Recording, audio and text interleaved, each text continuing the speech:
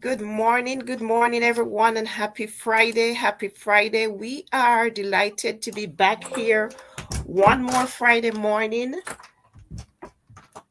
where we have our life and leadership sessions. Thank you so much for joining us this morning for another session. I am, as usual, Dr. Janice Brooks, leadership consultant, part of the Maxwell team of leadership trainers, coaches, and consultants. I am also a pastoral counselor. And as usual, with me is Dr. Siegfried Howell, my able co host each Friday morning. And again, we are opening another life and leadership topic where we look at the different avenues and where we learn and where we grow. This morning, our topic is practical leadership, balancing compassion, integrity, and resilience. So I invite you to come on in, and share with us this morning as we talk about this crucial topic balancing, balancing compassion, integrity, and resilience. Dr. Howell, good morning. And happy Friday, and good morning to all our viewers who are watching us on the three medias on Facebook, on LinkedIn, and on our YouTube channel at Dr. Janice People Builder. Dr. Janice People Builder. That is our YouTube channel. So if you're on that side, please go ahead and watch us on the YouTube. If you're here on LinkedIn, welcome. And if you are on Facebook, again, welcome. Dr. Howell, take it away for us this morning when we talk about balancing compassion, integrity, and resilience, because many people believe that there is no balance in life. What are we talking about? Well, the first thing I want to say is this: in everything we do, the Bible admonishes us that we should be temperate in everything that we do. You can be overly religious, you can overeat, you can over exercise, you can over anything. I heard a story about a guy who drank so much water his stomach burst. So water's a good thing, but you can overdo it. And so as leaders, we tend to believe that there's situations where we don't have to adhere to the rules. If you look at the story, I think it's Eli, where he was so busy helping his people that he did not help raise his kids. And his kids became horrible priests. And when he heard the news about what God was going to do, he fell back and broke his neck. And so, even when doing good, you still have to be temperate. So, as leaders, there are things that we have to do. We have to understand our needs, but we also have to understand the needs of the people who we're trying to lead, because people will follow if they have buy in. You don't want to force people to follow you because it's going to be short lived. But if people believe in what you're about, and you show them what you are about, where you're trying to go, if they buy into that vision, then they will follow you. And not only follow you, they will actually help you along the way. And so, as a leader, you need to set clear goals. And you, as a leader, might know what your goals are, but you have to clearly identify them for the people who are on your team of leaders, but also the people that you're willing to follow. I mean, that are willing to follow you. And then you have to have open communication where people know that it's okay for them to communicate to you. Case in point, I was listening to, there's a South African leadership coach. His name is Volsi.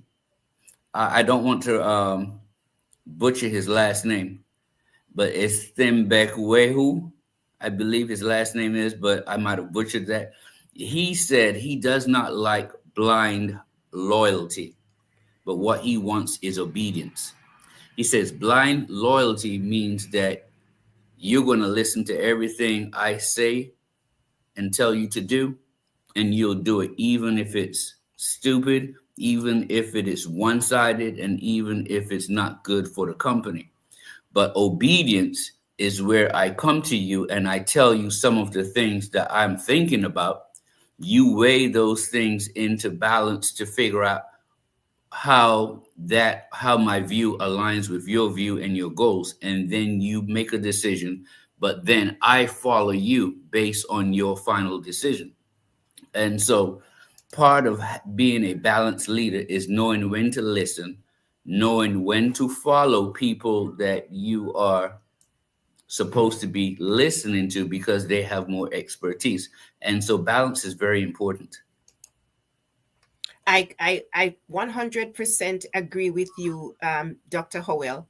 Mhm. And what I would want to add to that, just a bit to add to that, that when leaders, when we, or whoever that leader is, when you model the behavior, you talk about communication, when you balance communication, when you listen to what your team has to say, when you provide that clarity, the clear goals, when you move in a motivating direction.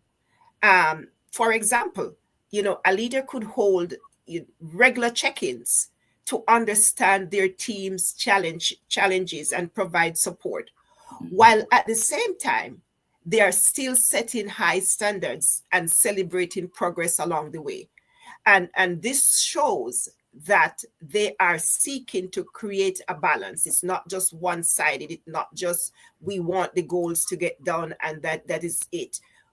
It is connecting deeply with your team and making sure that they are walking not just behind you, but at times alongside you. Hmm. Mhm. That is good. That is good. Absolutely. We are going to we are going to move on to the second question that we want to ask in this series, Dr. Howell. And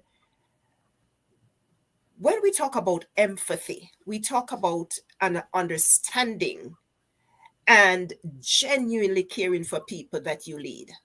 And it can be in your home, it can be at work, it can be in the school, it can be at church. It's genuinely caring for the people. It's that ability to really listen, understand, and to offer deep support, where an environment is created that make people feel valued and make them feel understood.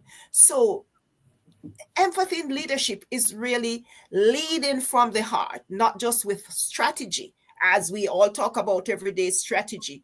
It's not just strategy, but it's making sure that those you lead feel seen and heard.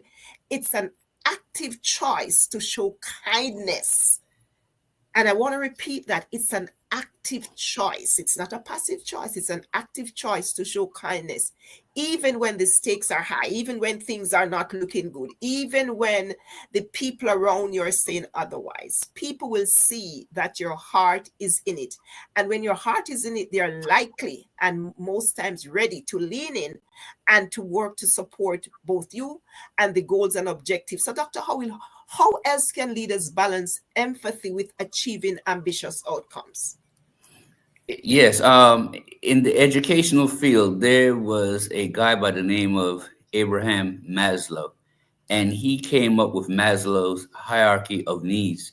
And what he showed us that in education, if you want to teach people, there are certain needs, for certain human fundamental needs that need to be covered before people can even learn, follow you, or even be successful. And the first need is psychological. Physiological. And so if your subordinates do not have good health, if they are having physiological problems, if they can't take off when they're sick, if you make them and force them to come in even though they're not feeling well, or if they're mourning, or if they have some type of needs that trump that job, you're not going to get good service. And so being empathetic is to know whether or not your subordinates have some physiological needs that need to be met before you lay on them what is expected of them. And then after that, on his hierarchy of needs is safety. So once the body has been taken care of, now the environment, how safe do these people and individuals feel in the workplace? How safe do they feel at home? If they're having problems with a spouse or with a child, and they do not feel safe, or they do not feel that their kids are safe, they're going to have a difficult time staying focused on the job at hand. So a leader must be empathetic and know when there's a difference in the actions of their subordinates. So empathy can be used as a means of giving solace, giving encouragement, and giving a hand up and out of that situation. And then on Maslow's needs again, after you taking care of the physiological and the safety, now it's social. So is there bullying taking place in the workplace? Is there a boss that's under the leader that is overexerting their position and their power and their influence over them? So these are things that leaders need to take care of. Then after that has been taken care of, the next one is self-esteem. And so how is this individual's self-esteem? Do they have limiting beliefs? Do they need encouragement? Are you there for them? Do you have resources for them to kind of help them out and make sure that they get what they need? So a leader must know what the needs of their subordinates are, but they must also have clearly defined goals that everyone in the organization knows based on the hierarchy in the business. And then last but not least, open communication and morale. People need to feel like they can voice their opinions. If they don't like something, is there open door policy where they can voice their opinions without some type of retaliation being put back on them? And so these are things that leaders can do to make sure that they foster empathy so that the company can get what they need to achieve their outcomes and their goals in the company. Excellent points that you made there, Dr. Howell, because when we talk about this empathy and achieving ambitious outcome, it's a both show and tell kind of thing that the leader has to do. They have to show and they have to tell. So I want to move on a little bit to the term resilience, because we're talking about balancing compassion, integrity, and resilience. Let me go to resilience before I go to integrity. And the question is asked, in what ways can leaders really cultivate a culture of empowerment and resilience in their teams? Let me try to define this word resilience, because it is that ability to bounce back from challenges and adversity. And here's the crux of it: without losing sight of your own vision and values. Because many times people bounce back, but they bounce back losing sight of their own values, of their own vision. So they come back a different person. They come back totally changed. It's about remaining steady and more adaptable in the face of uncertainty.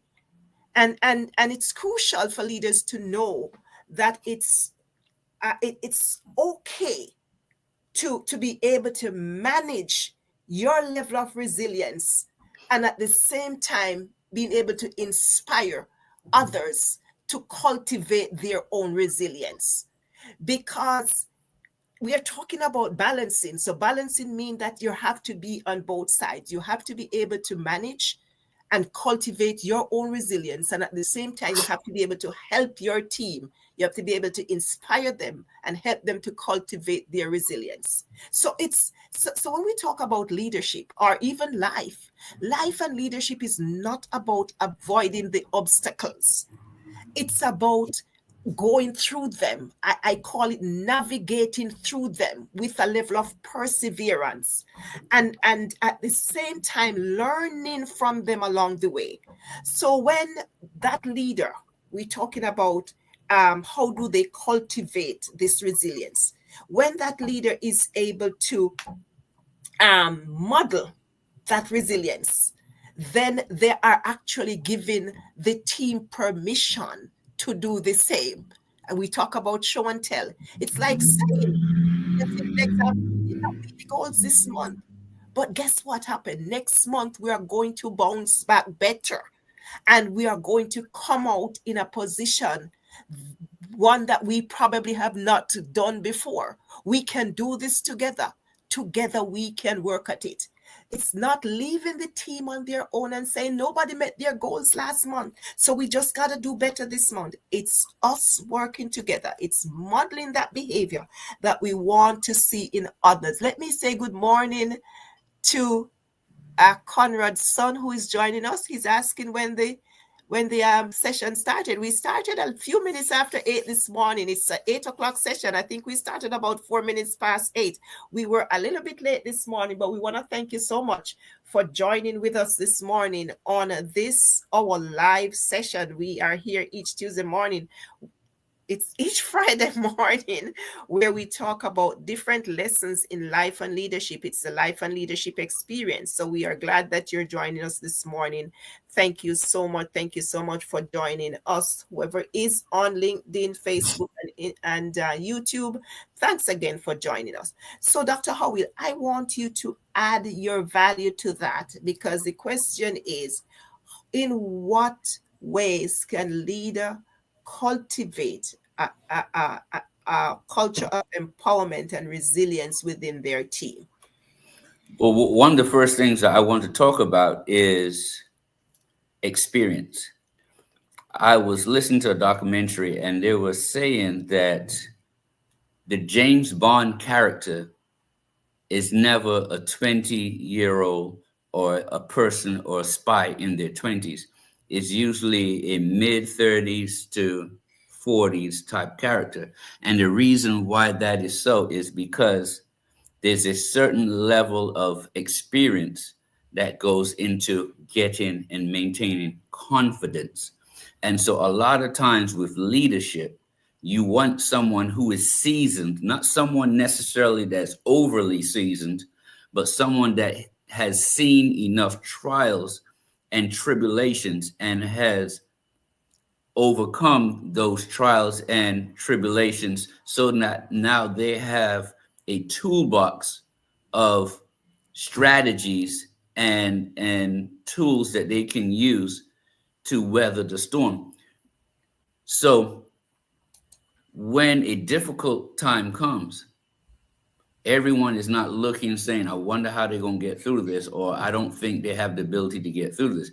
The confidence that that leader has should embolden the community and embolden the subordinates so that they want to follow him, because they feel just like lambs and sheep follow the shepherd, that they are safe in that environment. Now, on the flip side, when a leader has teams, those team members must feel like if we are creative and we think outside the box and we try to solve this problem, if we fail, you have our backs.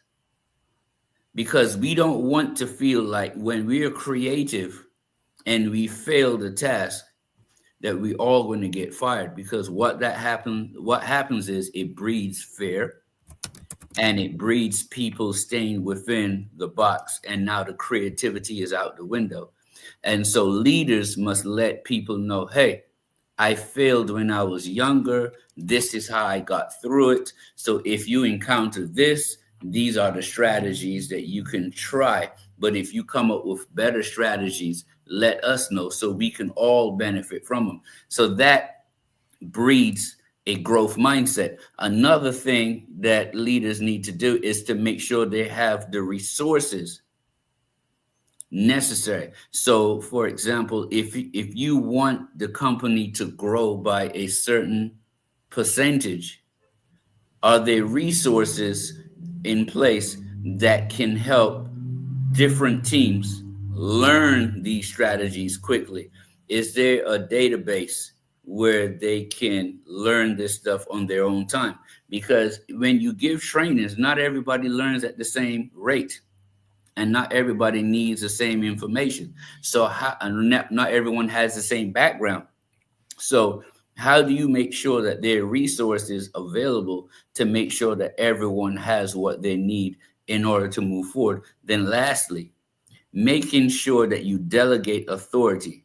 Hey, if you run into this problem, check with Bob, because Bob had a similar problem at that last week and he came through it with his team and they were successful. If you come across a problem like this, check out Jan over there, because Jan has a strategy that she implemented 6 months ago, and that could be a baseline for you to start your creative processes.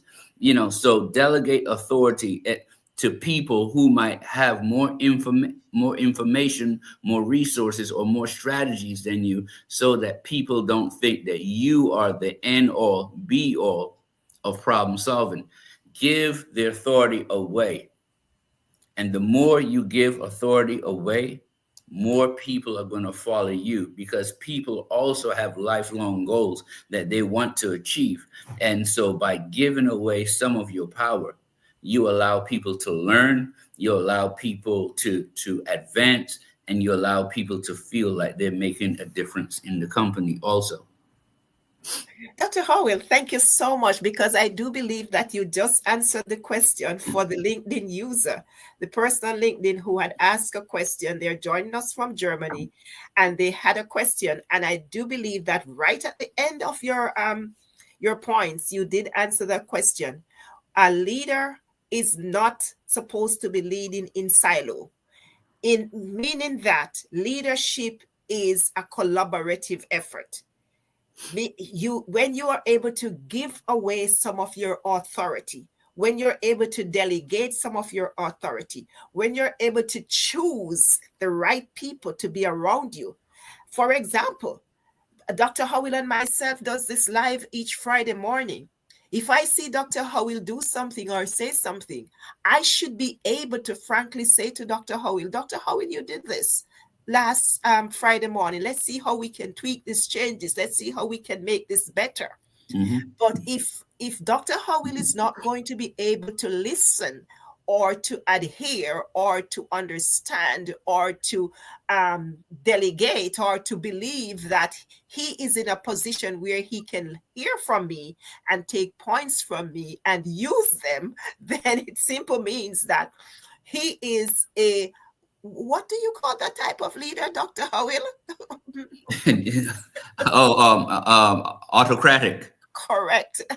Leadership. Mm-hmm. And that, remember this morning we were talking about practical leadership, and we are talking about balancing compassion, integrity, and compassion, integrity. And the other one we're balancing this morning is resilience. So life requires a balance. I'm going to move on because we just have another few minutes to go.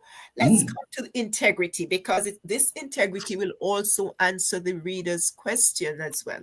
Integrity is about maintaining honesty, ethics, and consistency in your actions, even when no one is watching. It's the foundation of trust. If people don't trust you, they won't follow you. And I want to add in the middle of that, many times people will follow you not because they trust you, but because they fear you.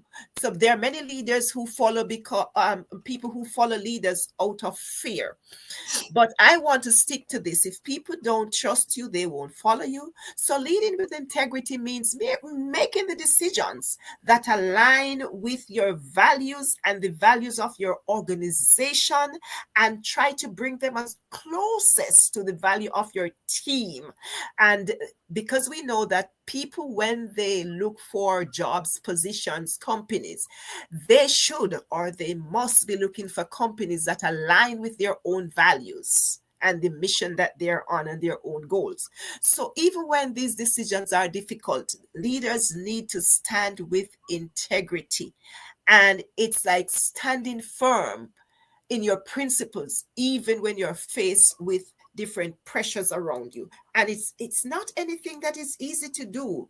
Standing with integrity also means that you should be humble, because humility and integrity usually walks together. And when you integrate these two things, it brings a level of authenticity, and it allows you to own your mistakes, and it allows you to make decisions based on sheer values. So a leader can admit when they have integrity, when they are humble, they can admit that they don't have all the answers, but they have to also know that transparency is key when they're making decisions, and showing honesty and ethical actions are is all it's paramount in building trust and in leading their teams. So the question that we are answering this morning about integrity is, how can leaders really and truly balance that integrity aspect? How can they uh, integrate integrity into their practices? Humility and integrity. Dr. Howell, before we wrap up, you take that one away as well. Okay, so one of the things that I want to look at is the three personalities that most people have. People have a private personality, a personal personality, and then they have the public personality. The public personality is the one that we show people when we're at work and when we're out in the open. The private ones are the ones that our close friends might know of us. Oh yeah, he's low key, he's happy go lucky, or he's dealt with a lot of grief or whatever. But then the private personality are the thoughts that we have, the actions that we have when no one is looking, or limiting beliefs, or weaknesses, and the things that we struggle with, because everyone has a struggle. Even the greatest of leaders have some type of struggle that they have to overcome in their life. But the key in life to me as an individual, and it is more paramount for a leader, is to try and integrate all three of those personalities. When people try to have a social life or a public life that's different from their private and personal life, we say people have skeletons in their closet. And the more skeletons you have in the closet, the more paranoid we become about people finding those skeletons in the closet. And so, as a good leader, to have integrity and for people to follow you, they have to believe that your three personalities, whether they know about them or not, your three personalities are as close in alignment as possible. So how you act when no one is looking is how you act when everyone is looking. And the thoughts and actions that you have when you are in the confines of your home are similar to the actions that you will have when you're out in the workplace. And so it means that you have to develop self-control and self-discipline in the way you handle your private life and your personal life, so that the public life will line up in unity with those other sets of personalities. And then when you see that, like you say, when you be able to acknowledge your mistakes, because there aren't mistakes that are going to make you feel like you need to cover them up. And you're going to model your ethical behavior, and you're going to encourage people to have long-term goals that are in alignment with their purpose, that are in alignment with their personality. Because as you said, well, you hinted to it, when your personal does not match your professional, you'll never ever be happy within your work environment, and it will trickle into your home life because you're living two different lives. Thank you so much for just really expanding on that, Dr. Howell. I believe that our audience has really captured what we are talking about this morning: balancing leadership, practical leadership, balancing compassion, integrity, and resilience. And just to wrap up, I want to say that practical leadership is about leading in a way that is both effective and authentic. It is grounded in real life challenges and solutions. It's about making those decisions that not only drive the results for the organization, but it also considers the well being of people. The ethical responsibility that we carry and the ability to navigate through adversity. And that is why practical leadership has to have compassion, integrity, and resilience built into it. In empathy, empathy is about understanding, as I said before, and genuinely caring for the people that you lead. It's the ability to support, to understand, and to listen. And then resilience is that ability to bounce back after challenges and adversity, but bouncing back, not losing sight of your own vision and values. And the last thing I want to say before I ask Dr. Howell to give his final remarks is integrity is also about maintaining honesty, ethics, and consistency in your actions, even when no one is watching. And hear this, integrity is the foundation of trust. If people don't trust you, they won't follow you. And I have a caveat to that. People will follow, act as if they're following you out of fear. But in the true sense, people will not follow you if they don't trust you. And finally, when a leader can balance all of these three elements, compassion, integrity, and resilience, they not only lead with strength, but they also create that environment where people feel empowered, trusted, and motivated to achieve their best. So let's take this away. It's about creating a culture of respect and trust. It's about leading the way, and that way brings out the best in others, even in the toughest times. So, in essence, let me close here before I give Dr. Howell. Practical leadership is that leadership that balances integrity, resilience, and making the meaningful and thoughtful decisions that really create a wholesome, positive impact on the person themselves, and then on the team and overall on the organization. It's that leadership that truly cares.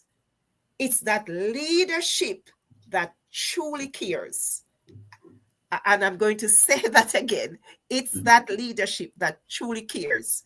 Act with honesty and not afraid to face the challenges head on with unwavering strength and support for the people around them. Take it away, Dr. Howell, and give us your closing remarks. Yes, you covered just about everything. So I'll just go into the actual what leaders need to do. You gave the overall in arches. And so as a leader who wants to be practical, you need to have clear, defined, and smart goals that are achievable. That's the first thing. You need to know where you're going and how you're going to get there. Then you need to make sure that you have a supportive environment where people can communicate their differences or their ideas to you. Then you also need to encourage problem solving and not just going by the status quo or not just going the way things have always been done. And last but not least, you have to be able to recognize the progress that has been made and to give people their flowers while they're alive.